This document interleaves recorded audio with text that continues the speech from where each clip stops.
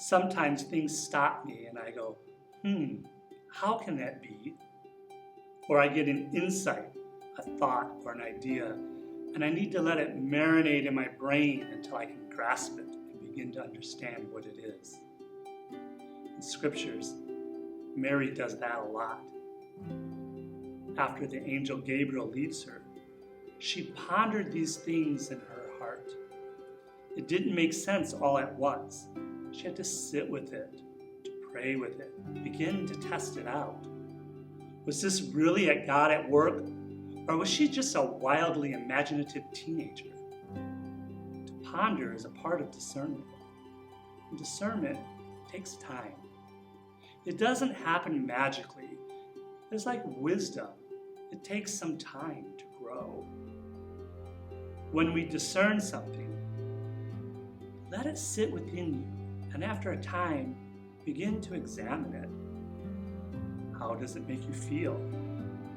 Does it leave you feeling fulfilled or a little empty inside?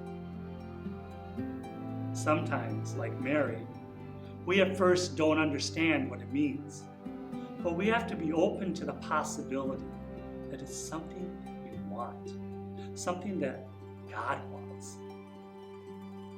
When we are open to the possibility of doing it, then understanding follows. And sometimes, much later, but in time, we see how God was working through it. And then, by wonderment of, turns it into an amazement of, aha.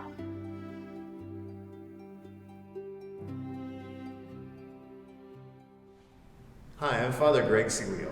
And I'm Father Matthew Pierce.